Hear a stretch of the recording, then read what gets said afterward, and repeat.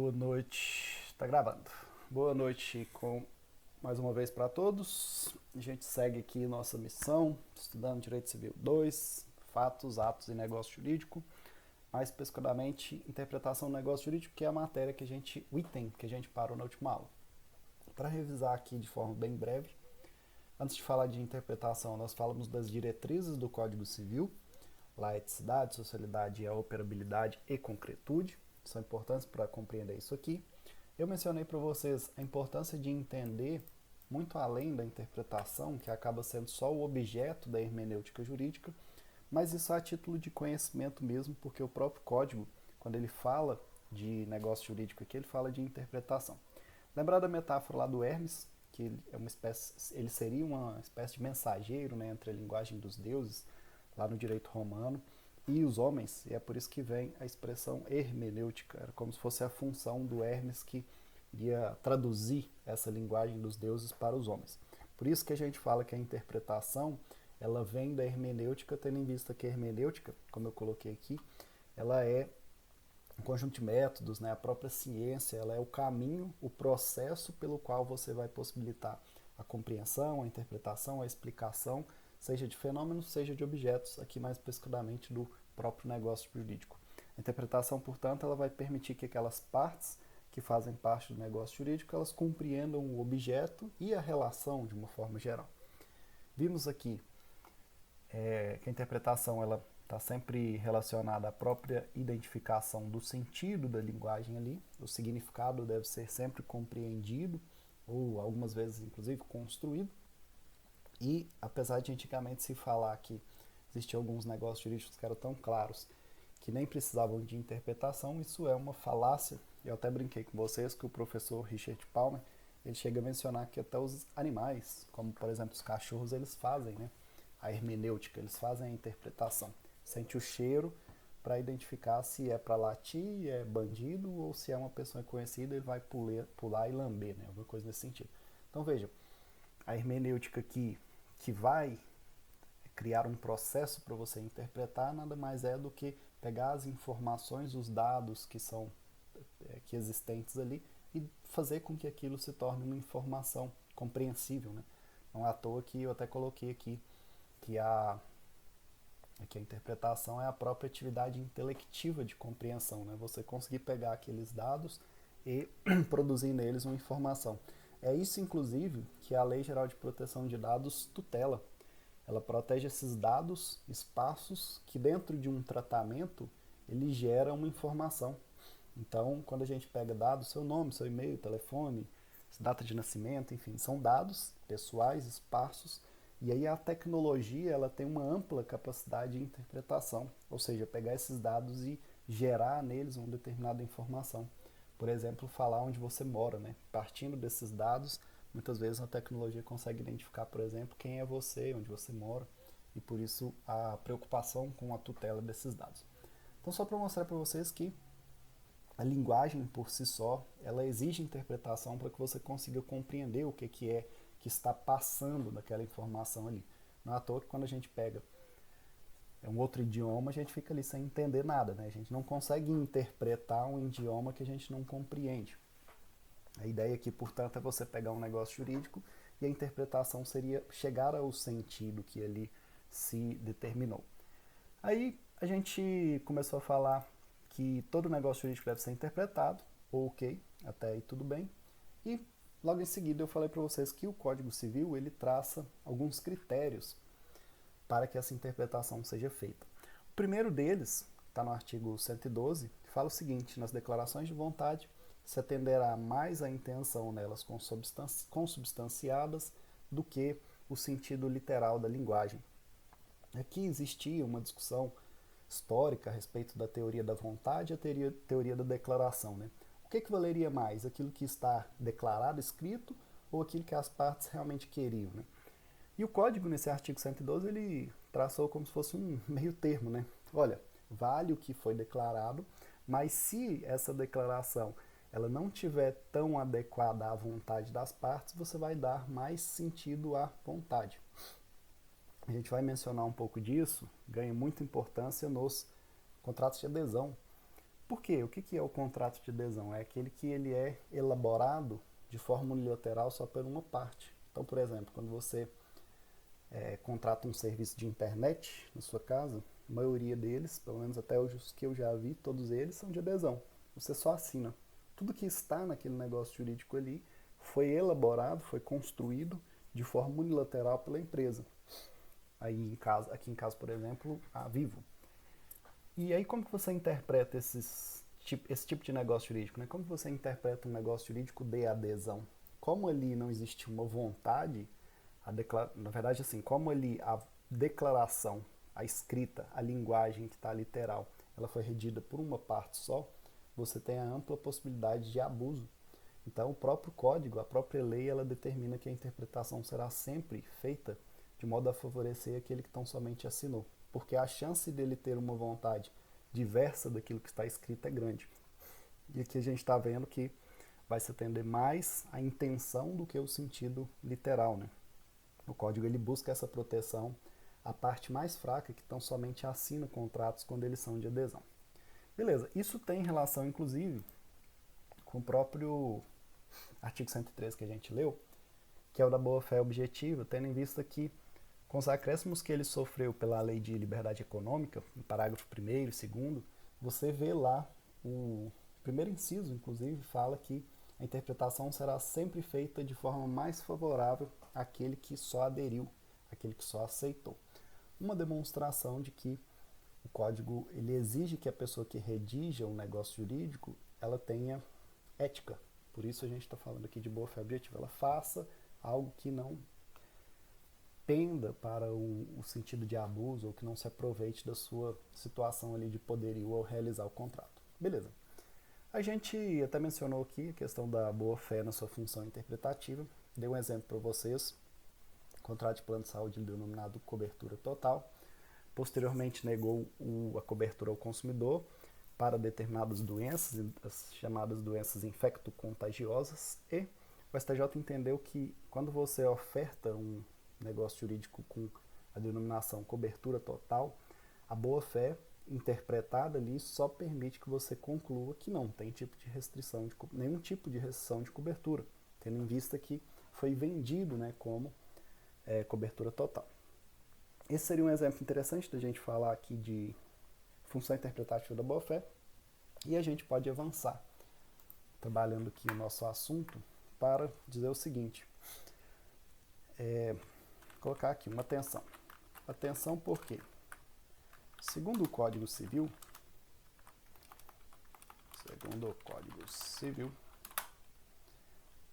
a manifestação de vontade supera a chamada reserva mental.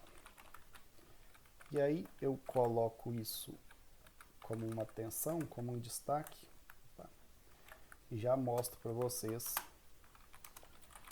o código, o que o código nos fala nesse sentido. Está aqui no artigo 110, ó. Vou copiar ele aqui para o nosso caderninho. O que ele nos diz?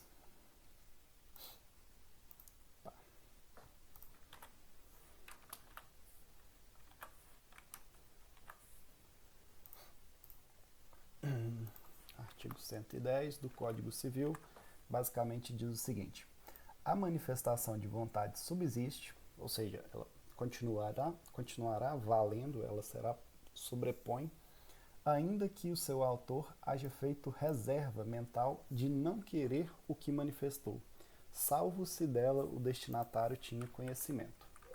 Então, o primeiro ponto que a gente precisa destacar aqui é essa exceção. Vamos falar daqui a pouco. O que é isso, reserva mental? Primeiro item que a gente precisa entender aqui. Reserva mental. O que é isso? Nada mais é do que aquilo que não se declara, existindo apenas na mente do sujeito. Então vamos entender. O código está falando o seguinte: a manifestação da vontade ela se sobrepõe à reserva mental. O que é isso, reserva mental? A reserva mental é aquilo que a pessoa não manifesta, ela pensa, fica na mente dela. Então veja o seguinte, o que o código já deixou claro aqui. Se você tiver uma intenção, mas ficar calado nessa intenção e manifestar outra coisa, seja diversa ou seja escondendo a sua manifestação, a sua intenção, perdão, não haverá nenhum tipo de validade aquilo. Ou seja, enquanto estiver tão somente na sua mente, é algo até lógico, né? Enquanto estiver somente no seu pensamento, na sua cabeça, como intenção interna, não tem como você exigir ou falar que ela tem algum efeito, alguma consequência jurídica. Um exemplo que eu gosto de falar é o seguinte: a gente sabe, por exemplo, que se você ligar para essas empresas de, sei lá, um banco, empresa de telefonia, internet, aí você liga lá e fala assim, olha, eu quero cancelar. A gente sabe, pela prática, que quando você fala isso, geralmente o atendente fala assim, não, mas o que aconteceu? Você teve algum problema? Você está achando caro e tal? E aí eles costumeiramente te oferecem uma promoção, sabe? Um pacote ali, né? Uma nova possibilidade, enfim. A gente sabe isso pela prática, pelo uso comum. Então, muito comum a pessoa liga lá na internet e fala, não, eu estou insatisfeito, a internet aqui está ruim, está caindo demais, eu estou pagando caro, eu vi de uma outra empresa aqui um pouco mais barata, eu quero cancelar. Aí o atendente fala, não, peraí, eu vou achar um pacote aqui para você mais barato, a gente pode aumentar a sua velocidade, eu consigo um desconto se você fizer a fidelidade de 1 ano e tal. Mas vamos imaginar que você, ciente disso, fala, pô, vou ligar aqui para a Vivo, vou falar que eu quero cancelar, estou pagando R$ 120 aqui, às vezes eu consigo um descontinho para cair por uns R$ 100. Aí você liga, veja, qual é a sua intenção? Sua intenção é o desconto. Então, a manifestação em si que você deveria falar era o desconto. Mas você quer aproveitar essa malandragem, vamos dizer assim, porque sabe que esse pedir desconto dificilmente vai conseguir, liga e fala, oi, tudo bem? Tudo? Não, eu estou achando muito caro aqui, não estou muito satisfeito com a internet, eu quero cancelar. O atendente simplesmente fala, tudo bem, inclusive a internet do senhor já foi cortada. O que a gente pode chegar aqui no raciocínio? Segundo o código, a manifestação da vontade, ela subsiste, ainda que você tenha feito reserva mental de não querer o que manifestou. Se você falou, quero cancelar, querendo um desconto, e o atendente simplesmente ignorou, ignorou assim, a possibilidade de oferecer um desconto, de te manter ali enquanto cliente e cancelou, você não pode falar nada. Você não pode falar, mas não era bem isso que eu queria, né? Por quê? Porque o código expressamente fala, a manifestação de vontade, ela sobrepõe aquilo que a parte não declarou e permaneceu tão somente na sua mente, tão somente no seu pensamento de forma interna. O que a gente precisa destacar aqui? O próprio código fala, salvo se dela o destinatário tinha conhecimento. Isso aqui a gente vai falar mais à frente. Interessante que, se a pessoa tinha conhecimento, reserva mental já não é. Né? O que acontece? É possível que às vezes a pessoa fale, manifeste algo, mas na intenção de outra coisa. Se a outra parte saiba disso, sabe disso, a gente pode ter um problema que vamos ver lá na frente, que é a simulação. Então, vou dar um exemplo. Eu tenho uma determinada... Eu vou separar meu casamento e para não dividir o meu patrimônio, eu acabo ocultando o que eu tenho, confessando uma dívida que eu tenho com um amigo. Então, pode ser que eu, de forma falsa, sem a intenção, faça uma confissão de dívida para o meu amigo. Para quê? Para ocultar patrimônio. Sabendo que eu não vou passar o patrimônio para ele, sabendo que eu não tenho dívida com ele, mas tão somente para fraudar essa separação que pode deixar alguns bens ou um patrimônio para minha ex-esposa. Então aqui a gente tem uma figura diferente que é chamada figura da simulação. Vamos estudar lá na frente, que gera uma nulidade do negócio jurídico. Né? Então toma bastante cuidado com isso aqui, bem simples. Reserva mental, aquilo que fica tão somente no pensamento interno da parte, não tem nenhum tipo de validade, por óbvio. Lembra desse exemplo que eu dei aí vou até colocar aqui. Exemplo, ligar na operadora de telefonia ou na operadora de internet com a intenção de ganhar um desconto, mas declarando que tem intenção ou declarando que quer cancelar o contrato. Se o atendente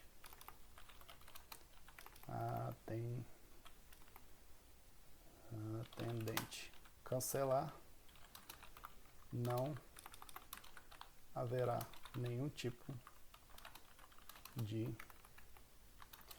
irregularidade,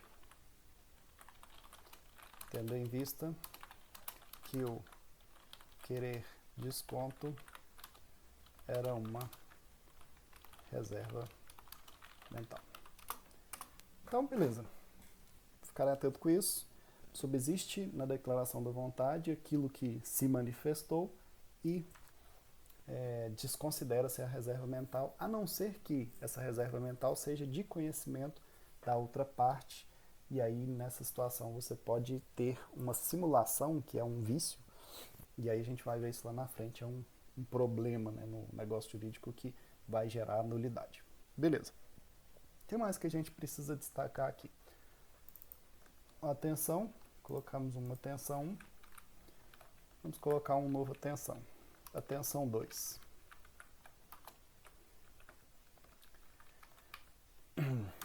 No que se refere aos negócios jurídicos, o silêncio implica consentimento. Dito de outra forma, segundo o Código Civil, quem cala, consente. Então, o segundo item que a gente precisa destacar aqui é o seguinte: nos negócios jurídicos, vale aquela expressão conhecida do quem cala, consente? Ou seja, se você ficar em silêncio numa situação envolvendo o negócio jurídico, esse silêncio vai significar uma aceitação, um consentimento? Para responder essa pergunta que nós estamos destacando aqui, isso tem uma incidência boa em provas também, a gente precisa buscar aqui o artigo 111 e veja o que o código nos ensina. Ele fala o seguinte: o silêncio importa anuência, quando as circunstâncias ou os usos o autorizarem e não for necessária a declaração de vontade expressa. Então veja, esse artigo é um artigo que eu digo que ele não ficou muito bem redigido, vamos dizer assim. Como que a gente pode responder a nossa pergunta? Vou colocar assim, resposta. Em regra, o silêncio não, vou colocar isso aqui até em maiúsculo. O silêncio não importa anuência. Entretanto, em algumas situações, ele pode significar o consentimento. Ou seja, como situação excepcional. Assim, o silêncio importa a anuência tão somente quando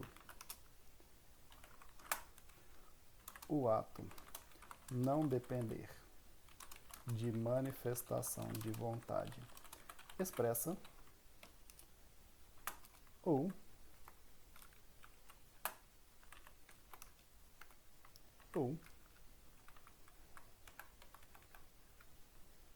quando as circunstâncias e os usos autorizarem o silêncio como anuência. Então veja, o que nós estamos falando aqui? No que se refere aos negócios jurídicos, o silêncio implica concordância, consentimento, anuência. E aí a gente colocou aqui que, em regra, o silêncio não importa anuência. Ou seja, o fato de você se silenciar não significa que você concordou com aquilo que está sendo indicado no negócio jurídico.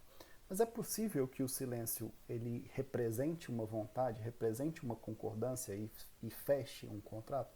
E eu vou falar que sim. Quando isso acontece?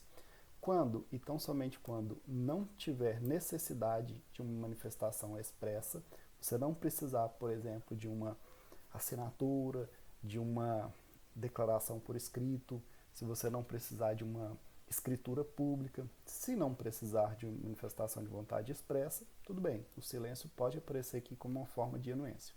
E também nas situações em que as circunstâncias, ou mesmo os usos ali, eles indicam que o silêncio importa a anuência. Vou dar um exemplo bem besta e depois um exemplo um pouco mais, vamos dizer assim, formal. Vamos imaginar o seguinte, o que acontece aqui na minha cidade, inclusive, né? Cidade pequena, e aí tem um sujeito que tira leite, e aí todo santo, sei lá, segunda, quarta e sexta, ele passa em algumas residências, deixando ali o litro de leite que ele vende. Então veja, nós estamos diante de um negócio jurídico, compra e venda, de um bem móvel, que é o litro de leite. A pessoa, ela compra leite há, sei lá, 5 anos desse vendedor. Veja, em um determinado momento, o sujeito ele chega com o leite na porta da casa da pessoa. É preciso que a pessoa, de forma expressa, diga, olha, deixa aí, eu quero, deixa mais um litro aqui, vai anotando que eu te pago no final do mês, enfim, alguma coisa desse sentido. E a resposta é não. Por que não? Porque as circunstâncias, e muito mais do que a circunstância, o uso, o costume ali, ele já autoriza que a pessoa deixe o leite ali, e esse deixar o leite ali por si só já configura a compra e venda. Significa que o comprador sequer precisa falar que quer. Por quê? Porque de forma costumeira, o uso de vários anos já indica que o silêncio daquela parte significa que ela quer. Porque se algum dia ela resolver não tomar leite mais, achou uma intolerância à lactose, ela vai procurar o sujeito ou esperar ele na porta e falar, olha, a partir de manhã não quero mais não, obrigado, já vou acertar com você aqui e tal. Por quê? Porque, inclusive, esse uso, como a gente falou lá atrás, ele gera uma legítima expectativa. E isso, de acordo com a boa-fé, tem que ser respeitado. Você já sabe que o sujeito, todas segundas, quartas e sextas, ele vai querer aquele leite ali, então você, como vendedor, já oferece, já deixa na porta da casa dele.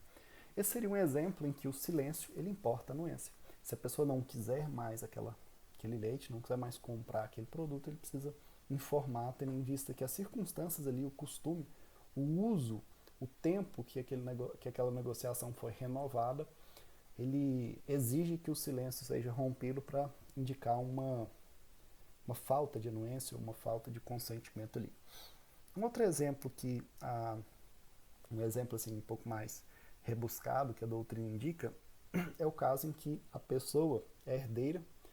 Então veja, vamos imaginar que eu tenho um avô e meu avô deixa como herança para mim a fazenda lá que ele cuidava. Fazenda, os bois, ele deixa tudo de herança ali. Eu sabia disso, tinha acesso, meu avô já tinha me falado.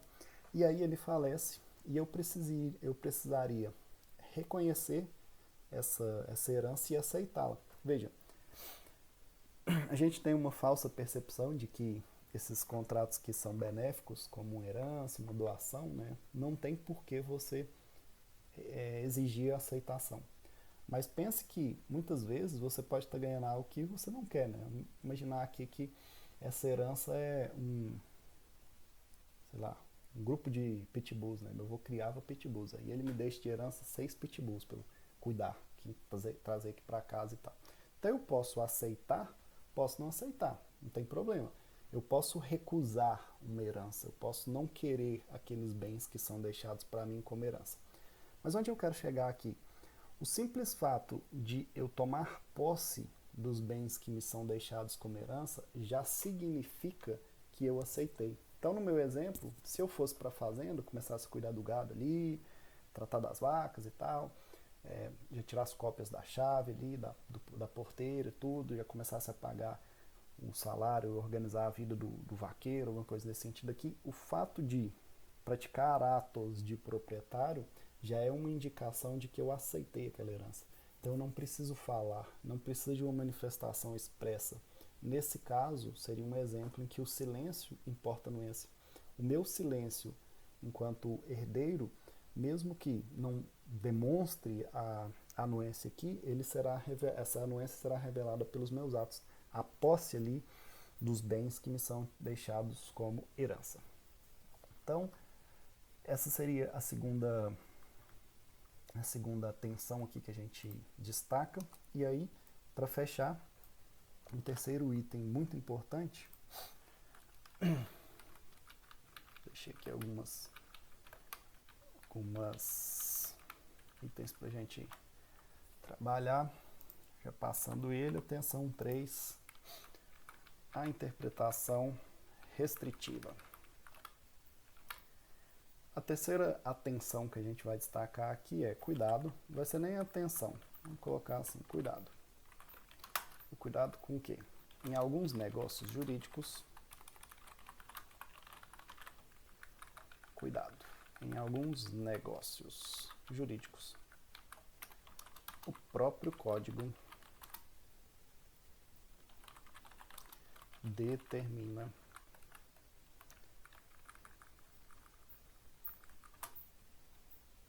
que a interpretação seja restritiva.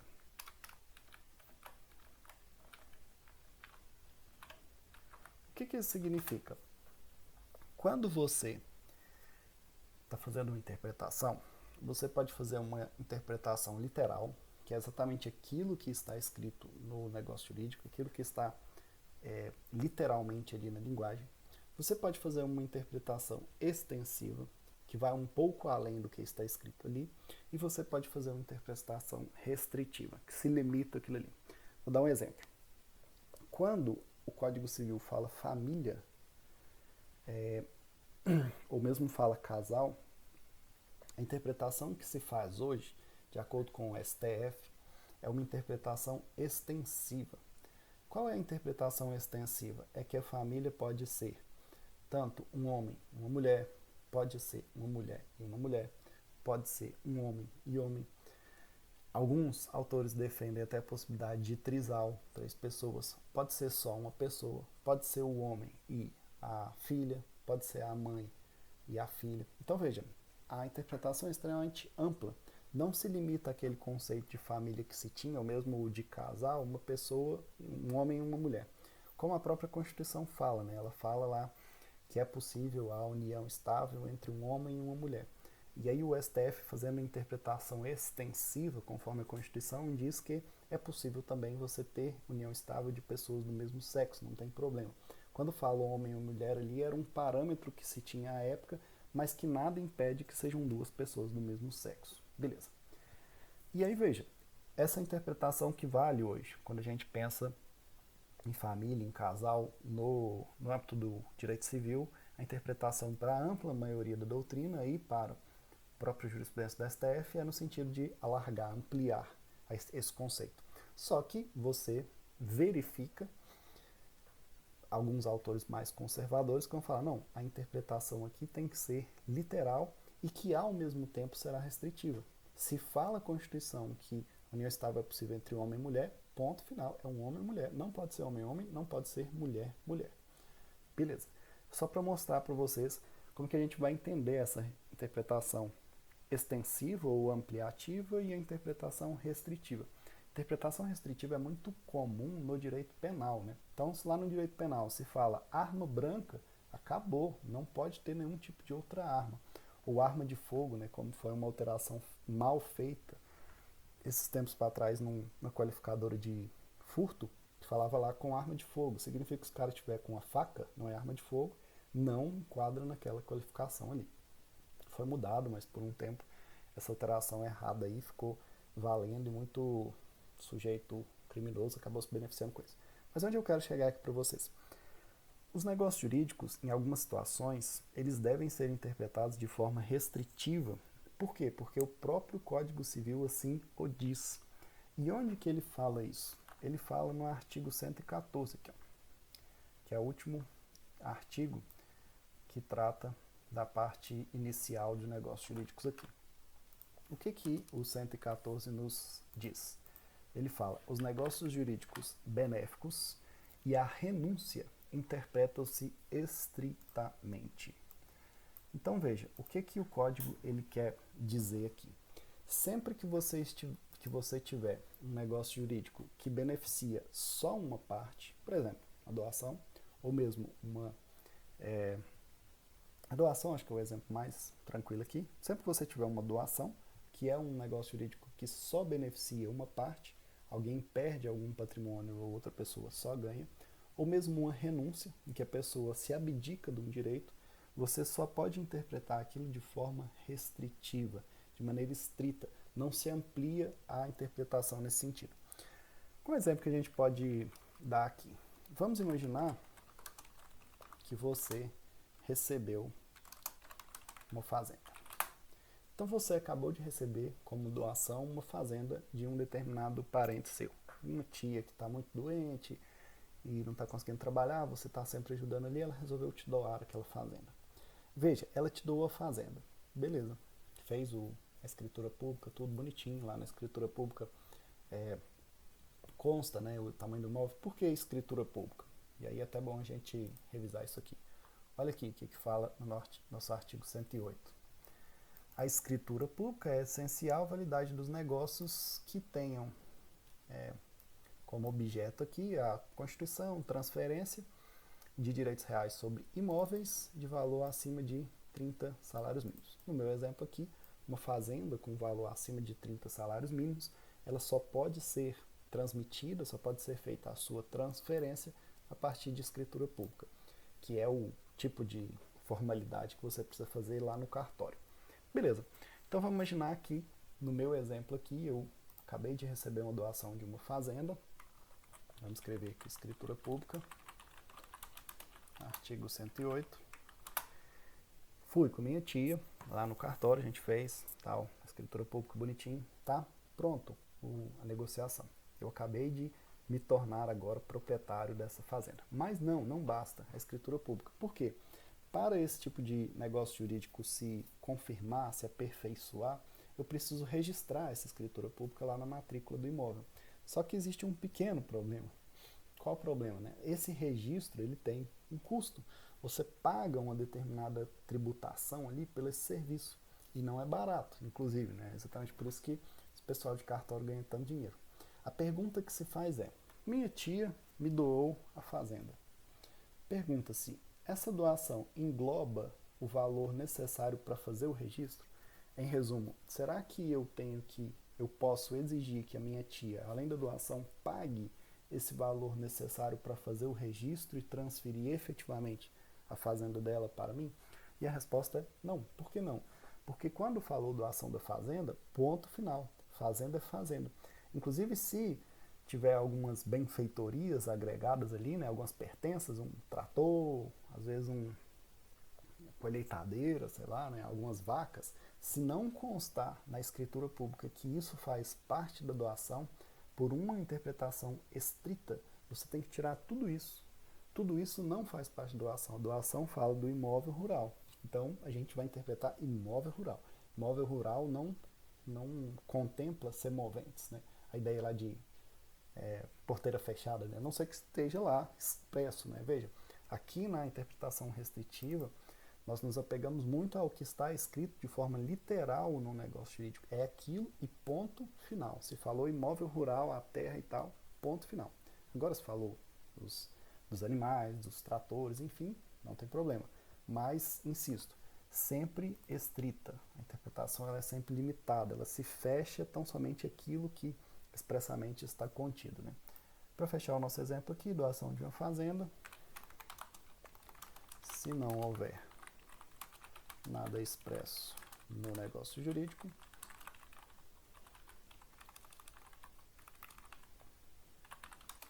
não engloba os custos necessários para a transferência. Exemplo, registro no cartório de imóveis. Então a ideia é essa. Os negócios jurídicos benéficos e a própria renúncia, eles são feitos de forma estrita, restrita. Então somente aquilo que está expresso ali como como objeto da negociação, né? Então, em resumo, o que a gente tem de interpretação no Código Civil, pelo menos nessa parte inicial aqui, é a referente a declaração de vontade ali, atenderá mais a intenção, como nós falamos, se aprega muito a ideia de vontade das partes aqui, porque a vontade das partes tem ampla ligação com a boa-fé objetiva. Falamos da função da boa-fé objetiva cumprindo aqui a sua missão dentro da interpretação, trazer aquele conteúdo ético, aquele conteúdo de forma razoável, que traga também valores como honestidade, a correção, a lealdade, a colaboração, a transparência, a informação. Vimos que, no que se refere à reserva mental, o Código Civil desconsidera qualquer validade dela. Aquilo que você não manifesta, aquilo que você não externa do seu pensamento não tem nenhum tipo de validade. Como nosso exemplo aqui, ligar para a operadora falando que quer cancelar o contrato, quando na verdade quer um desconto, né? Se o atendente cancelar, você não pode fazer nada. E falamos também do silêncio. E aí tomar cuidado, que a regra é que o silêncio não importa a anuência, mas é possível, em casos excepcionais, que sim, o silêncio ele consiga cumprir essa função de consentimento no negócio jurídico, quando o ato não depender de manifestação de vontade expressa, ou mesmo as circunstâncias, elas autorizarem o silêncio como anuência. O exemplo que a gente deu aqui, um deles, aceitação de herança a partir da posse dos bens.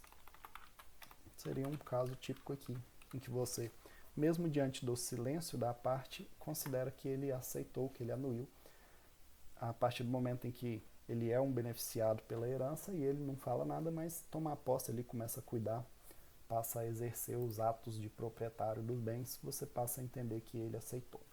E por fim, a questão da interpretação restritiva para aqueles negócios jurídicos benéficos, a renúncia, como por exemplo a doação. Você vai sempre limitar o âmbito de interpretação, você vai diminuir sem qualquer tipo de ampliação, tendo em vista que ampliar ou estender uma interpretação de negócio jurídico benéfico só vai prejudicar aquele que já está, né, fazendo um ato de liberalidade, ele já está se doando, né, já está transferindo certo patrimônio seu para outra pessoa sem qualquer tipo de contraprestação, não tem por que você ampliar a responsabilidade dele, interpretando a mais do que isso. Então, em resumo, o que o Código Civil traz referente à interpretação é isso, e com essas informações aqui você resolve as questões que são pertinentes a este assunto aqui da matéria. Então é isso, mais uma aula, espero que tenha gostado, espero que esteja aprendendo a respeito dos negócios jurídicos. Se gostou da aula, dá uma curtida aí, se acha que tem algum colega, amigo ou conhecido que vai se interessar por esse assunto, por essas aulas, compartilhe com ele e até a próxima aula. Valeu!